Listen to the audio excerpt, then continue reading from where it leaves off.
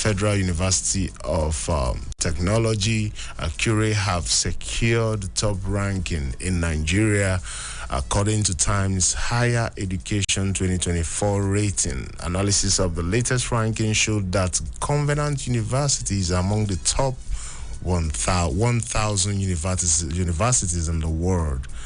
I could have loved to know where they're falling in that 1,000, honestly, because it's actually a very cheering news that's a university in Nigeria is one of ranked among the 1,000 best universities in the world. So it's something to smile about. It's something to be happy for. So whatever happens as regards to this, as the events unfold, still you'll be the first to know. But it's an encouraging story. Are we going to be getting more foreigners coming into the country to school?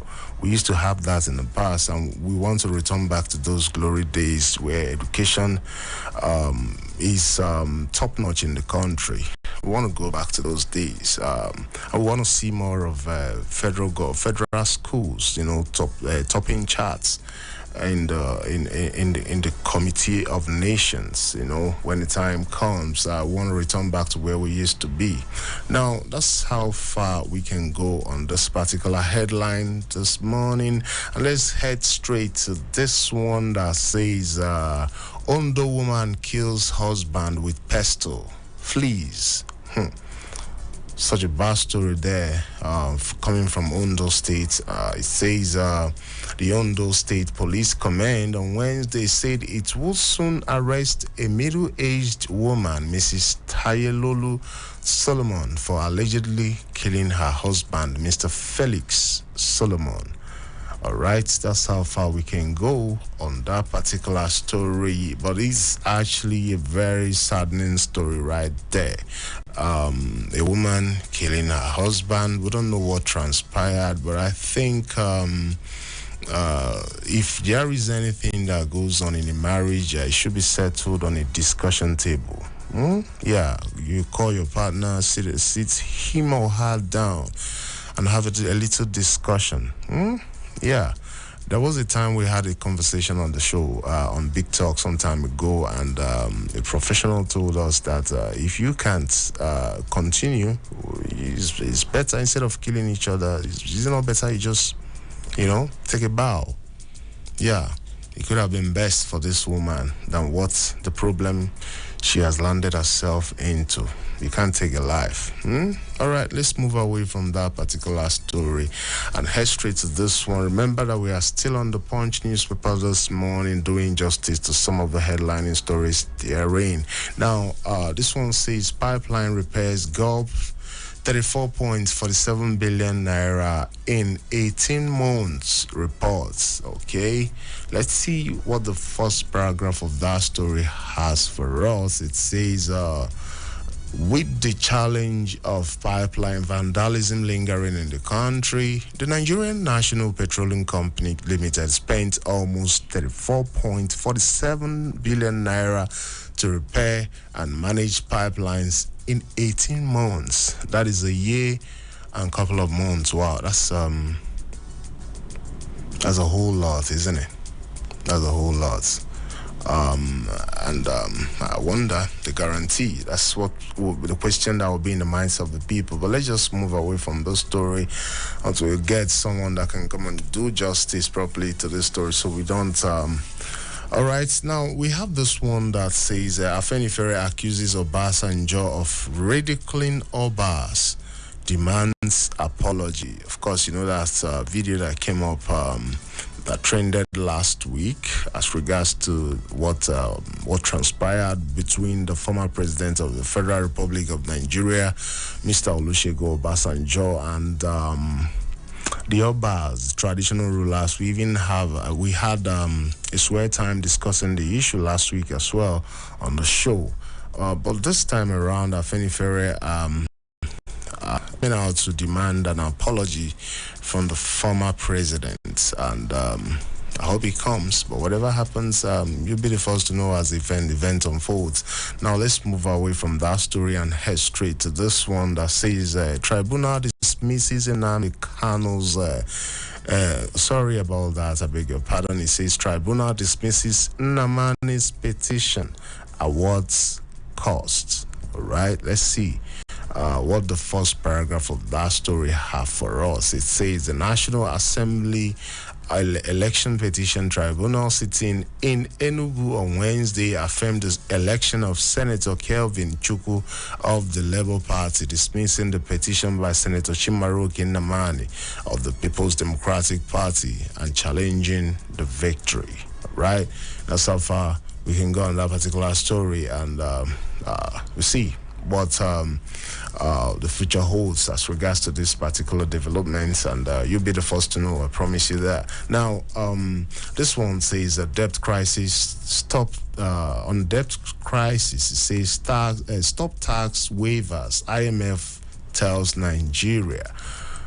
Okay, let's see what the first paragraph of that story has for us. It says International Monetary has advised Nigeria and other sub-Saharan African countries to focus on eliminating tax exemptions and mobilize domestic revenue to reduce their fiscal deficit. Of course, I was expecting to hear this, and couple of tax waiver. Then how will you generate the income that you want to drive the country forward? So that's the question. Yeah, if you're gonna tax waivers to multinationals and all those big companies, then how are you going to generate revenue? And this is coming from IMF. And of course, you know that if it's coming from IMF, they are actually they stand a very good in a good stead to give this advice that they are giving. You don't continue giving tax waivers to multinational companies and all that, and you expect that your economy will be stable. All right, that's how far we can go on that particular headlining story right there. Now, this one says food prices jump by 31%, says MBS. All right, let's see what the National Bureau of Statistics have for us this morning. And it says the Ebonyi and Abia State led as food prices jumped by 31% within 12 months from July 2022 to July 2023. All right, so let's see. That's a year. What does this mean? Ebonyi leads. Ebonyi and Abia leads as food prices jumped. All right. If two states is feeding the country, you know that Nigeria is so big. Don't you think so? Two states, Ebonyi and Abia, leading. All right, let's see. As events unfolds, we'll definitely break it down with a professional in the studio soonest, so we can be able to break it down properly for you, so you understand what this means to our survival as a nation. Now, this one says Napoli Row is on sports. For those of us that are interested in sports, it says Piers Morgan wants Osimhen at Arsenal. All right. Of course, you know the whole controversy surrounding Victor Osimhen's current performance as regards to his he missed the penalty on Saturday, right? Was it on Saturday, on Sunday? But this past weekend he missed the penalty, and a whole lot was the internet was buzzing like. In fact, the people that he plays for, I mean the Napoli that he plays for, they didn't find it funny. Like, but this guy was actually the highest goal scorer last season. What happened? All of a sudden, he's falling out of favor, or what? And a whole lot of other people were saying it's because he's a black man. That's why they couldn't forgive him, because he missed the penalty. So whatever happens as the event unfolds, we'll bring it to your firsthand. All right, now let's move straight to the Vanguard newspaper and see what the Vanguard newspaper has for us this morning. It says on strike. It says how Labour veterans got NLC TUC to close ranks. Right now, on Tuesday, September 26, 2023, leaders of Nigeria Labour Congress (NLC) and their Trade Union Congress of Nigeria (TUC) counterparts announced to Nigerians, especially workers, that the two labour centers would jointly prosecute the planned nationwide indefinite strike starting on October 3, 2023. All right, let's see. As events unfold, you'll be the first to know. Of course, 3rd of October is next week, so we've been sounding it, so you have to get yourself prepared. All right, now let's move away from that particular story and head straight to this one that says bad roads in Lagos. Okay, he's talking about bad roads in Lagos. It says residents, motorists groan. All right, let's see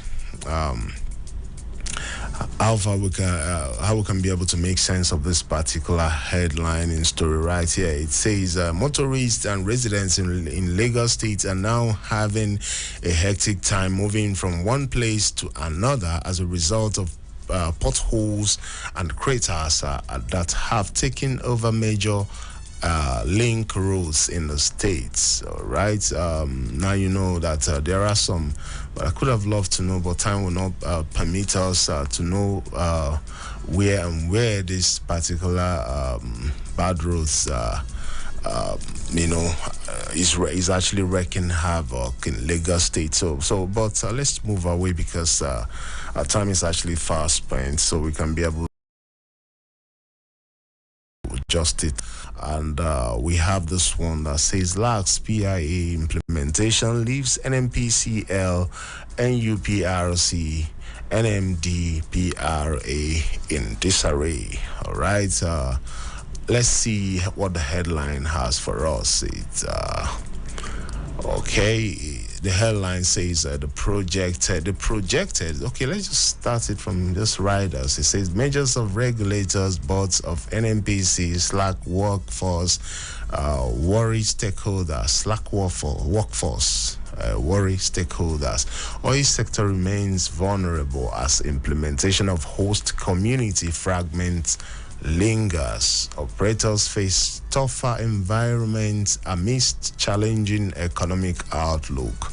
All right, let's see what the first paragraph now have for us. I just read the riders. It says the projected gains expected from Nigeria's oil and gas sector following the passage of the Petroleum Industry Act (PIA) have remained a marriage as poor implementation leaves principal actors in battle for supremacy and revenue.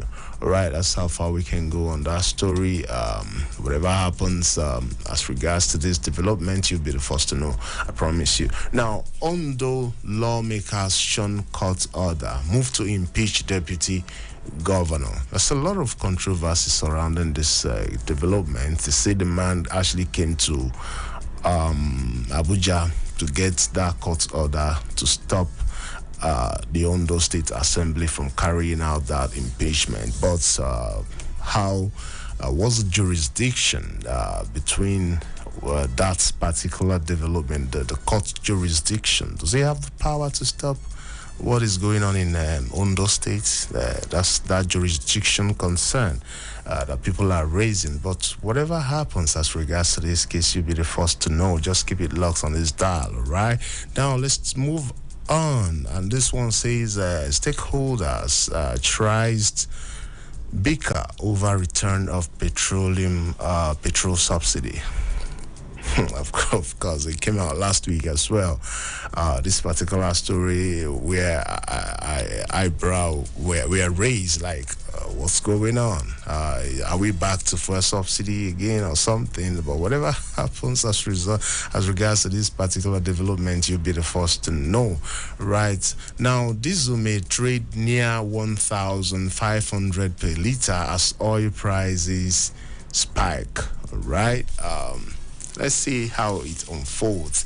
But I promise you'll be the first to know as well. Apologize for ridiculing monarchs, Afeni fairy tales of Bass and Joe. Of course, we came across that particular development in the other national daily, and it's coming up again right here. Now, let's move away from the Guardian and head straight to the Nation newspaper and anchor right there. On the Nation newspaper, it says, INEC is talking about INEC, and it says insecurity threatens November 11 governorship polls. Okay, I pray that nothing stops that particular poll, all right? But it's good that they're doing something ahead of time. This is September, and we just have only 1 month to go. Then we are in November, right? Okay, let's see as the event unfolds. But INEC is talking about insecurity. That's November 11 governorship poll. It's talking about, when you talk about November 11 governorship poll, you're talking about Bayelsa State, talking about Kogi State, talking about Imo State, respectively. So whatever happens, you'll be the first to know. But we pray that nothing stops that poll from going on. Now, that's how far we can go as regards to this development and this concern that INEC is raising as regards to insecurity. Now, let's take one more story, or just take two more stories from the Nation newspaper. This one says Biden appoints 2 Nigerian American as advisors. All right, that's a good one. I feel like giving a round of applause to them right now. All right, Nigerians are doing big outside the shores of the country, and we hope that in no distant time they will bring back their wealth of knowledge to bear in the country. Of course, we can't wait to have some of his best hands translate some of these things that have learned into the country. That's how far we can go on that particular story. Now, this one says tribunal sacks Ondo lawmaker. All right. We don't really have much time again. Our time is actually up. So go further on that particular story. It's time for us to head straight to our discussion segment where Mr. Simon Salami is waiting to just justice to that. Mr. Simon Salami, good morning to you. Very good morning to you, Mr. Ekene, and good morning our listeners. All right, let's get it started. We have Labour Force FG's meeting insisting on indefinite strike. This is something that Nigerians don't want to experience, but it looks as if there is no other option. It looks as if even TUC is joining forces with the NLC as it stands now. And what it means is that it's going to be huge, and the impact is going to be felt as well. What do you think? Good that you said that this is one thing Nigerians do not want. I'm happy you have said that. And the question we are asking is this. If they are insisting, if Labour NLC is insisting that there must be strike, can two wrongs make a right? Nigerians are really, really experiencing this economic hardship. There is no that. Believe means well. I want to believe that what is important to them and what should be important to them as a pressure group is the welfare and well-being of the workers and by extension Nigerians. But NLC should know that there are more Nigerians who are not paid workers, that unless they go out on a daily basis, they cannot eke out a living. Where do we leave them? If we now insist on strike, we strike not add more hardship. Let us please reflect on the unintended consequence of this our action. The unintended consequence of this insistence on strike is far-reaching. If the government says, let us please meet, we are pleading with labor to meet with government, because at the end of the day, you still have to meet. You must judge up. You should please factor in the suffering in the land and ask, will this strike remove this hardship or will it add more to the hardship? These are some of the questions. This is time for practical solution to this. And we are pleading with the government to not take NLC for a ride.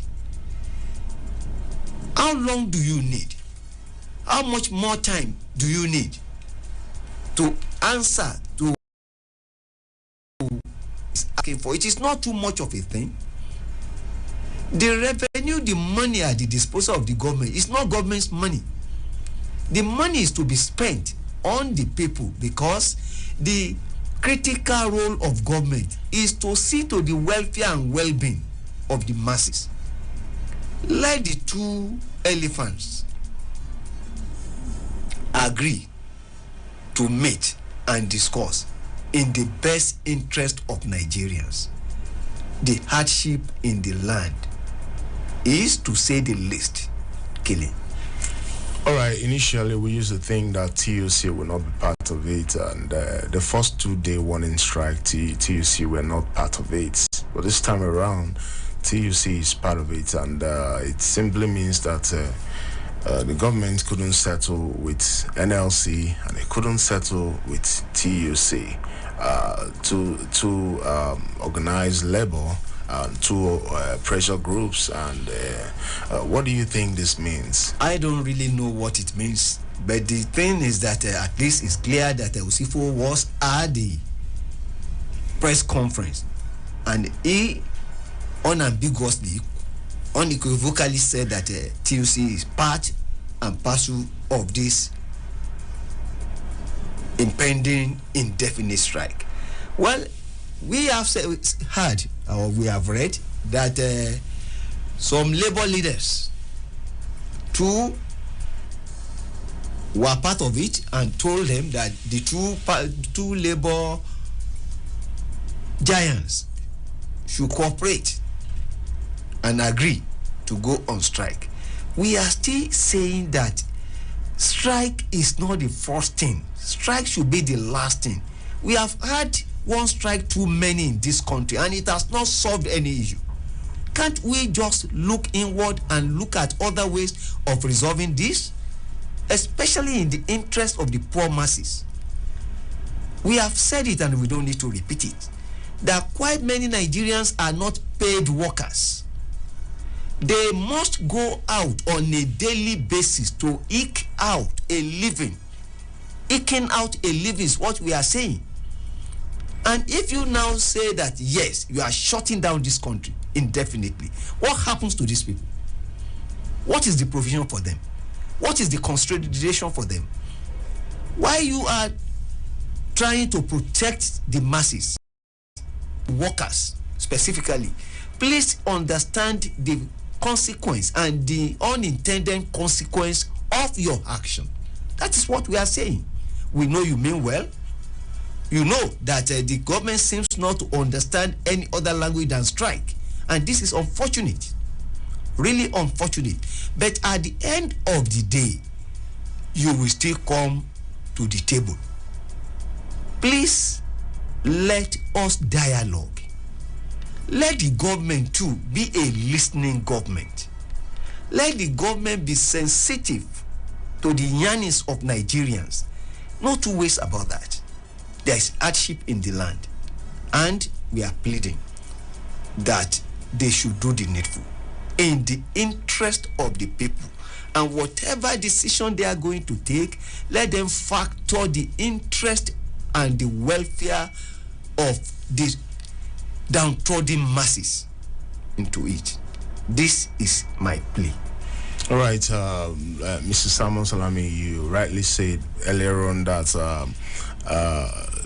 strike should be the last option. There has been a lot of deliberations and all kinds of deliberations, meetings, indoor, closed door meetings with the federal government. There was even a time TUC were not part of it, and now TUC is part of it. Don't you think that it is that federal government have something to tell Nigerians as well? Well, I don't know about that, and I don't want to speculate. And I think speculative journalism is not the way to go. But be it as it may, that TUC eventually joined NLC, no matter what, means the government is not doing something right. And I will plead with the government to please be responsive and sensitive to the yearnings of NLC. All right, that's how far we can go on that particular topic. We actually wanted to, put it into perspective so you can actually come to terms that there is a looming, will I say, an unsettled issue in the land, and you have to actually prepare yourself as well, brace yourself for this one, and we hope that it doesn't happen. All right, that's our prayer. We don't want it to happen. We don't pray that it happens.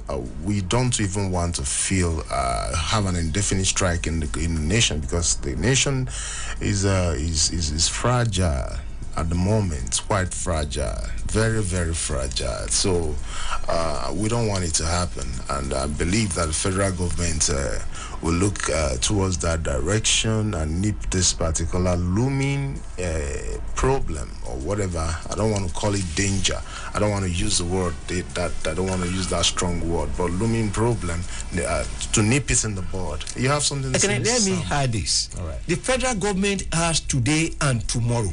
Yes. So please come in and please make sure that you get the time. NLC and all the other labor leaders, and do not just give promises.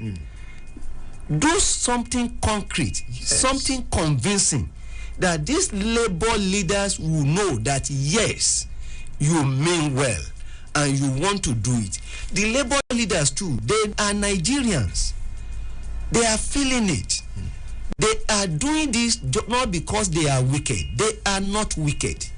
They are not doing this just to spy the government. No, they are not saboteurs. They are just fed up. And they realize that Nigerians are dying. Nigerians are suffering. There is hunger in the land. There is hardship in the land. And good enough, the president says that he feels our pain.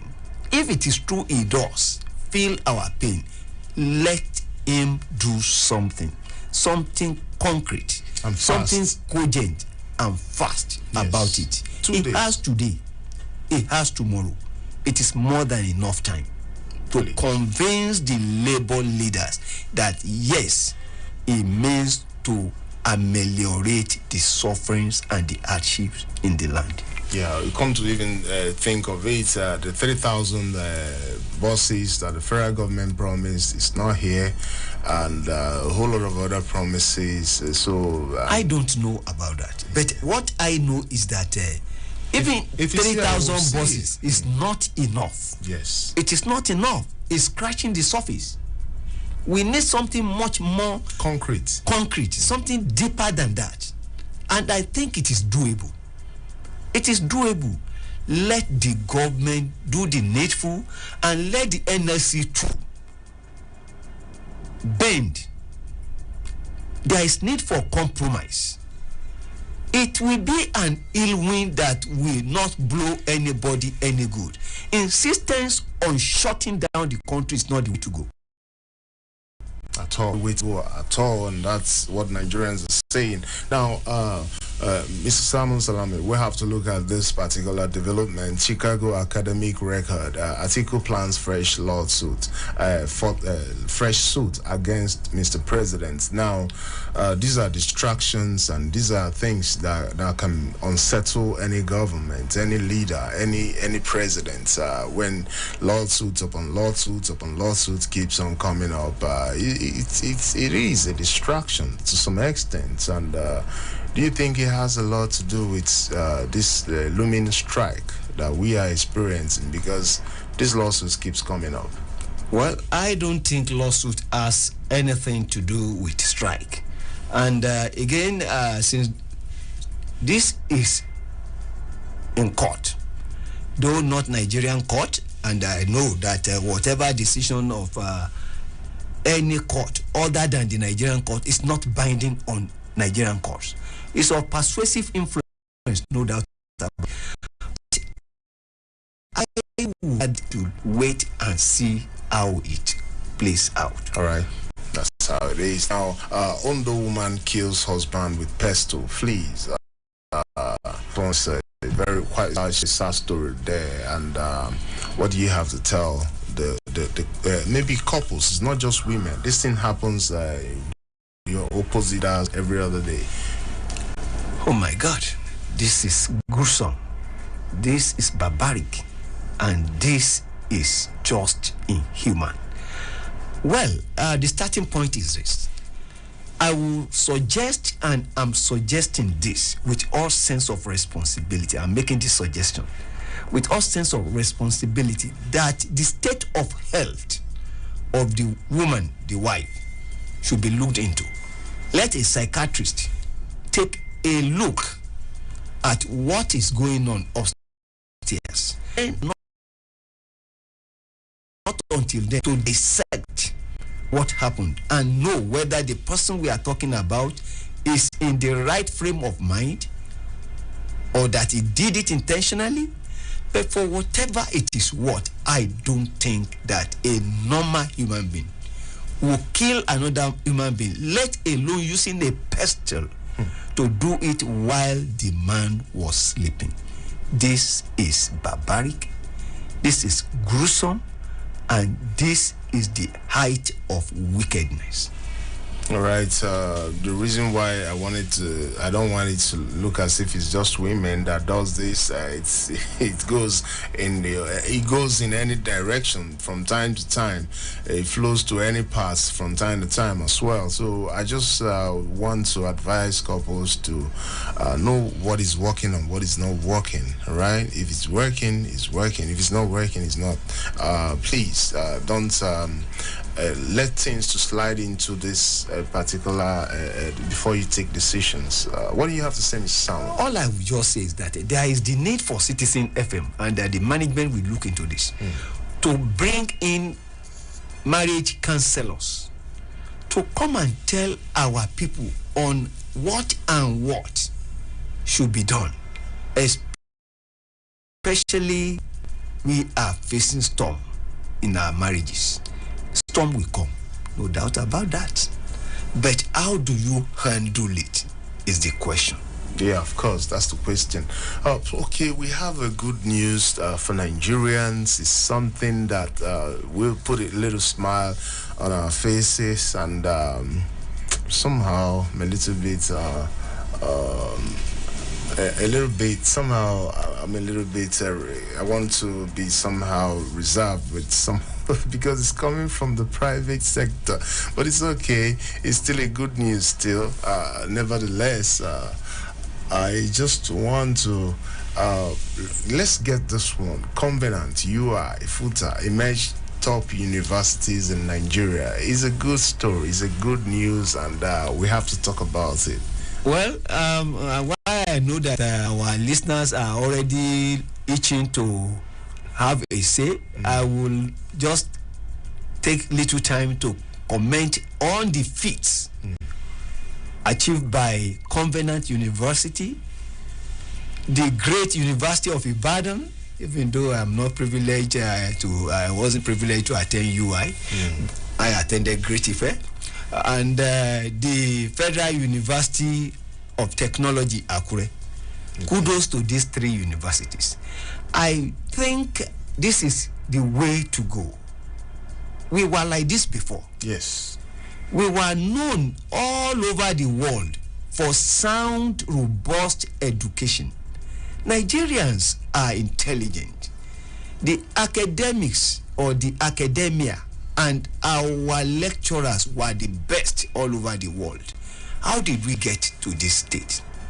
Our campuses were, and I still want to believe that they can still be, the ideal ivory towers, the citadel of learning, where practicable solutions to the problems of the society will be coming out from. We can still get it right. And I think with this Honorable Minister of Education, who is a cerebral and seminar person, who has held his own and is still holding his own in the academic world, together with the Mr. President, giving the support, will turn things around. And our ivory towers, our universities, and the campuses will once again become the real ivory towers. All right, let's open up our phone lines now for you to be part of the conversation this morning. Call us on our line 081-822-22205. I call it again 081-822-22205. Or you call us on our other lines 090-32-9797. I call it again 090-32-9797. Do you have any contributions to make? Just add your voice and let's see what you have to say. All right, let's take this one as regards to what's transpired last week. Afenifere accuses Obasanjo of ridiculing Obas, demands apology. This one is coming from Afenifere. Well, the Apex Yoruba socio-political cultural group has spoken that yes, the Ebora of Owu, the well-respected statesman and many times president of Nigeria, should apologize to our traditional rulers, being the custodians of our culture, our tradition, and our history. Well, I don't think it is too much of a thing. Anybody can make a mistake. Let Baba know that the traditional rulers are the custodians of our culture, and doing what he did, whether intentionally or unintentionally, he should, and I want to believe that he will know that that is not the way to go. Nobody should be too big to apologize. All right, nobody should be too big to apologize. Let's take our caller this morning. Hello, good morning. Please turn down the volume of your radio set. Hello, good morning. All right, good morning. How are you? I'm fine. My regards to someone in the studio. It's Clement from Maraba. Clement, go ahead, Mr. Clement. Okay. See, on NLC, I said something here last week, and I'm continuing to say it again. You see, I've realized something in Nigeria that we, the masses itself, we don't even know what really favors us. It's like I realize that it is only in this your platform. I always see that you people will be appealing to labor, not go on strike because of our fragile economy. See, I've listened to so many other radio stations. You understand? Even the analysts, they are the ones that even condemning labor. That labor have been compromised. If something enter their pocket today, you will not see anything again. Majority of citizens, the people that are called the same thing, they say they are in support. So if truly we are in support of this, let Labour go on strike. Let's see who is going to suffer it. You get my point? You see, because there is no how you will be in a particular building and you will say that if they throw stone, it will not affect you. Even if it does not affect you directly, indirectly it will affect you. Because me, I know it's going to affect every citizen of this country. If we choose to politicize everything, to say that whatever happens, you are in support of this and that, let Labour go on strike. Fine and good. Let Labour go on strike. Then let's see whether it is the American people that will suffer it. Thank you. Have a good day. Thank you, Mr. Clement, for your contribution. All right. Sounds emotional this time around. It just once whatever happens, let it happen. That's what it means. Hello, good morning. Good morning, my dear brother, Mr. Ikem. All right, Mr. My name is Alan. Yes, I'm calling from Grand Rapids. Good morning, Mr. Salami, our patriotic Mr. Salami. Thank you very much, Mr. Alami. Thank you very much. In fact, I don't know, but I have a vision that by the special grace of God, in no distant time, we should be having Mr. Salami as the Director General of National Orientation Agency. I think these are the kind of voices we need. And I greet my brother, Mr. Clement. He has said it all. You know, when we also have the opportunity of speaking on another platform, and I know how they subject it. Some people go as far as defend my person just because my opinion, and comment does not suit the narrative of having an echo chamber where they want to paint Nigeria as the worst country on earth. I don't know why people refuse to see through. As a civil servant, I think I should be more than happy and comfortable with, what Labour is doing, that the Labour fight is all to favor civil servants. But I see beyond that, and I see that if the strike should go on, it is the people over 70% of the contributors to our GDP, the informal sector, that will suffer for it. And I don't know why the informal sector are keeping quiet. The organized informal sector, they should also be making demand, because none of the demand that were being made by NLC and TUC is in their favor. None. I mean, how does increment in salary of civil servants and tax exemption, tax holiday for them? Instead, the tax holiday should be given to people in the informal sector who are employers of labor that are paying taxes. These are the people that are employed 20, 30, 5, 6, 7, 8 people. When you put it together, they contribute over 70% to our GDP. Okay. In conclusion, I think informal sector should also be talking of going on strike. If NLC is trying to win the federal government into doing their bidding. Thank you so much. Thank you so very much, Mr. Alamin. All right, that's our last caller for today. We don't really have much time to pick other calls. We apologize, but please, tomorrow we'll make an ample time for everybody to be part of it. Thank you so very much, Mr. Samuel Salami. Please, just your parting word. My parting word is to plead that let us have peace in this country and let the government do the needful. All right, thank you so very much, super citizen listeners, for being a part of this morning show, and we want to implore you to enjoy all our programmings coming up next. Thank you so very much. My name still remains Ekene Ezepoe. Thank you, Mr. Samuel Salami. Thank you very much, the wonderful Ekene. All right, have yourself a very wonderful day, and thank you for making us to be a part of your day. Bye for now.